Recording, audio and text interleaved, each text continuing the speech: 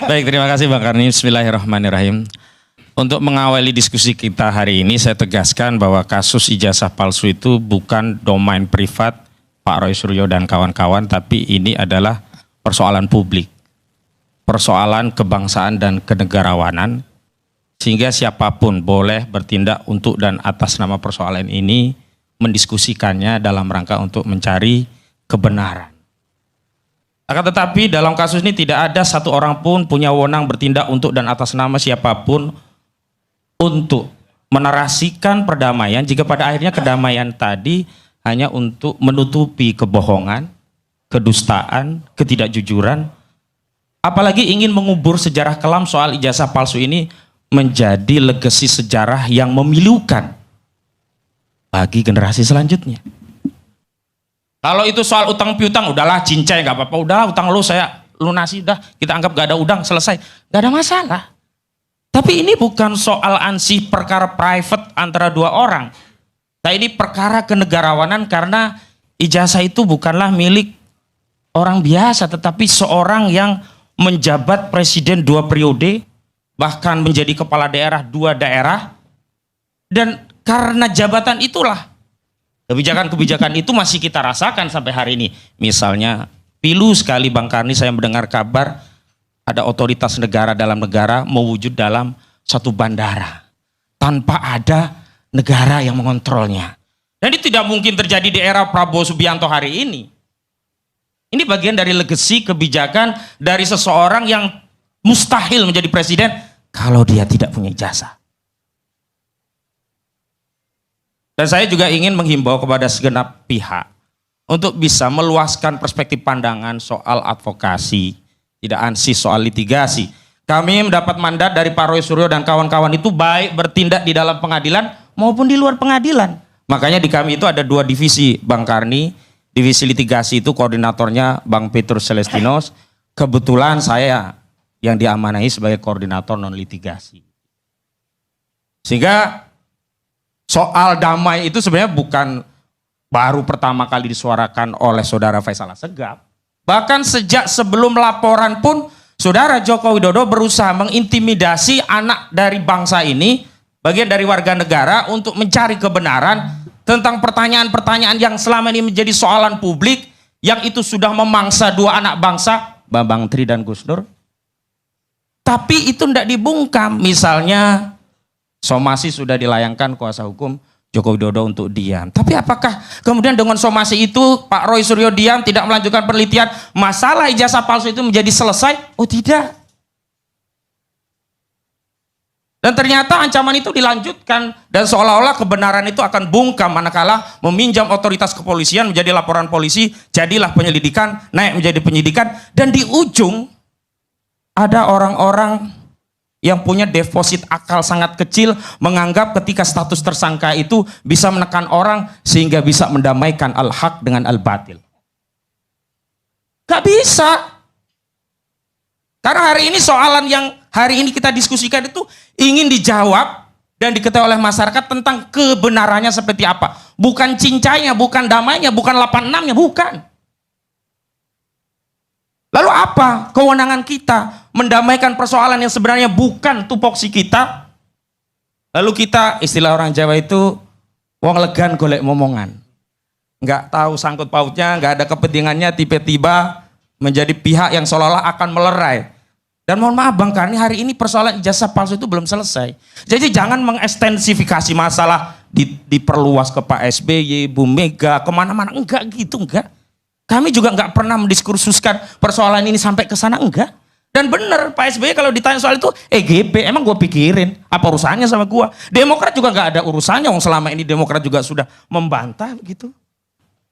Justru narasi yang diperluas, ekstensifikasi masalah ini, alih-alih mendamaikan suhu anak bangsa yang sudah mengkerucut pada soalan pembuktian ijazah menjadi melebar kembali.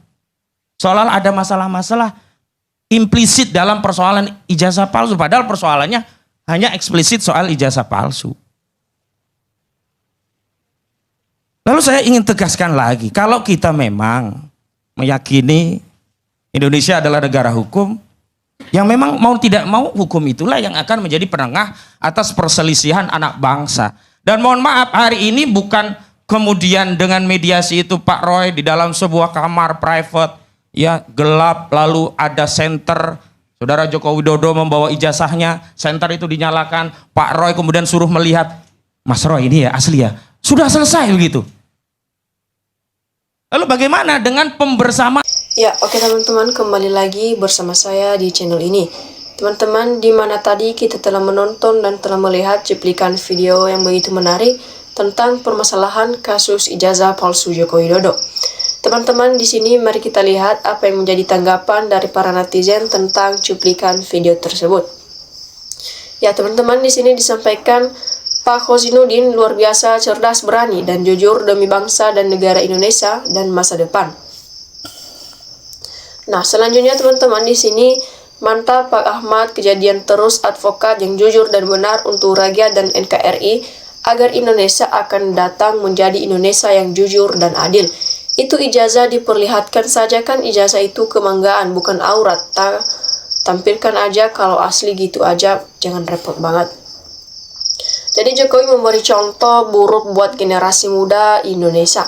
Ya, selanjutnya betul sekali ungkapannya Khozainuddin.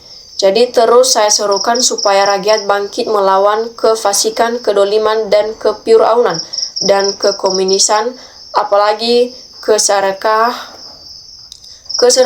Itu ya rakyat Indonesia, ayo cerdas, ayo tegas. Jadi teman-teman, di sini disampaikan termul-Tuhannya nampak Jokowi, karena Jokowi seperti dewa dipuja, disanjung, namun kejelekannya, kebohongannya Jokowi ditutupi seakan-akan Jokowi orang baik. Ingat ya, itu termulka belahilah pembohong. Ingat, selama Anda belain pembohong, dosa kalian terus berjalan sampai kasus ini selesai.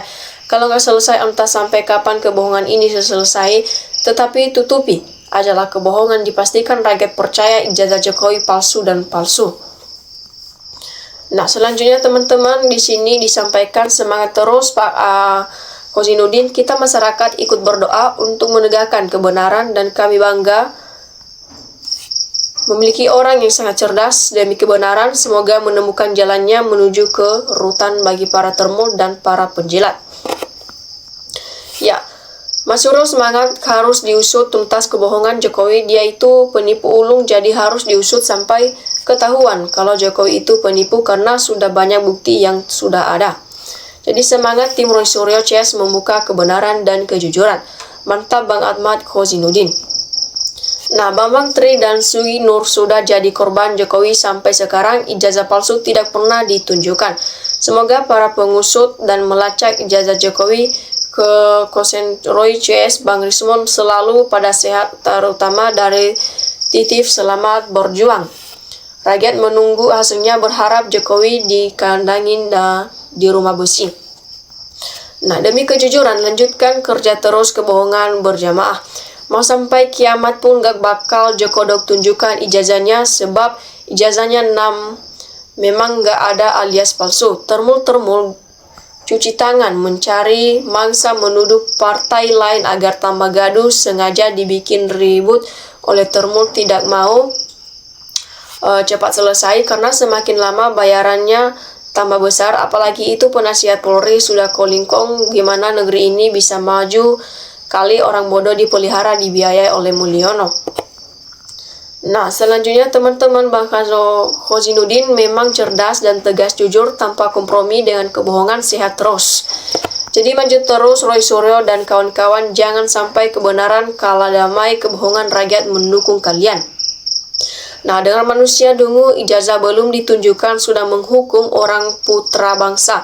Kalau sudah waktunya tepat, tinggal gugat si Jokowi ini oleh Ustadz Gus Nur dan Bapak Bambang Tri. Nah, sangat cerdas, kami bangga Bung Khozainuddin sebagai tanggung jawab moral untuk generasi muda masa depan. Salam. Semoga lahir orang-orang baik di Indonesia sehingga bangsa negara menjadi maju lahir dan batin.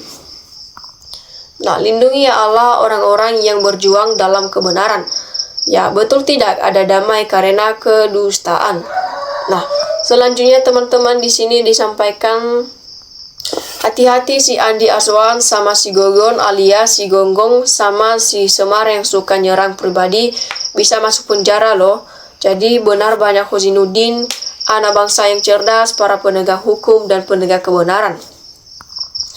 Jadi walaupun hanya mantan presiden formalitas berijazah palsu, Jokowi harus dihukum mati oleh pengadilan jalanan, pengadilan rakyat Indonesia. Nah, buka mata anak bangsa, kebenaran harus ditegakkan, jangan melecehkan perjuangan Roy Suryo CS. Kenapa? Ya, dua anak bangsa sudah dipenjarakan namun belum pernah ditunjukkan ijazah kepada Bambang Tri dan Gus Nur. Semua penegak hukum berpihak kepada Jokowi. Jadi selanjutnya teman-teman di sini disampaikan Bambang Tri dan Gus Nur sudah dipenjara namun ijazah Jokowi belum diungkap, artinya dihukumnya Bambang Tri dan Gus Nur tidak sah. Apa negarakah akan seperti ini terus? Jadi berbohong berjamaah sulit diselesaikan karena yang berkewajiban menyelesaikan itu berbohong. Jadi pembohong dan yang tolong menolong di dalamnya pasti hancur dan hina kelak. Jadi proklamasi bilang dilaksanakan dengan cara seksama dan dalam tempo yang sesingkat-singkatnya. Maka kalau negarawan langsung perlihatkan ijazah aslinya, tapi juga dengan jangan-jangan tidak ada yang mau diperlihatkan. Jadi jangan mau diajak damai harus dibongkar, dan mana ijazahnya harus dikerjangan maut bohongi termul. Mantap Ustadz lanjutkan. Ya, pengacara yang mewakili rakyat cerdas, paparan yang betul-betul masuk logika, salut, jadi maju terus. Menjadikan bila Polda lebih percaya model Andi dan Joshua. Masalah ijazah Jokowi belum selesai, ruwet ini. Ya, penegak hukum harus sekolah lagi karena belum mampu menyelesaikan kasus ini dan belum pantas pakai gelarnya sebagai hukum. Jadi mengapa kalau orang curi ayam cepat dijatuhkan hukum dan ijazah palsu anak bangsa yang mencalon anggota DPRD cepat diproses, kok ini tak bisa diproses dengan cepat ya? Jadi Jokowi sudah mengesarankan rakyat Indonesia selama 10 tahun dengan utang dan pajak. Ahmad Kozinudin jauh lebih cerdas dari Hotman Paris. Yang diecar ijazahnya Jokowi, kenapa berkacamata sedangkan yang lain tidak boleh foto ijazah pakai kacamata? Ini harus diusut terus demi bangsa. Tahu nggak, kasus ijazah palsu ini hanya politik, mereka ingin meruntuhkan pemerintahan pabrik, terus mereka yang akan menggantikannya. Jadi gak malu termul kuliah malah mahal-mahal cuma untuk membela yang diduga mempunyai ijazah palsu. Jadi sudah mewarisi bohong, ditambah lagi mewarisi hutang untuk siapa? Rakyat. Rakyat senantiasa menelan pil pahit yang manis-manisnya. Penguasa yang pahitnya dikasihi rakyat. Jadi mudah-mudahan yang bisa berjuang untuk kebenaran selalu dipermudahkan, diberikan kesehatan serta dalam lindungan Allah. Selamat berjuang ERT demi persatuan dan kesatuan bangsa serta demi keadilan di Indonesia tercinta ini.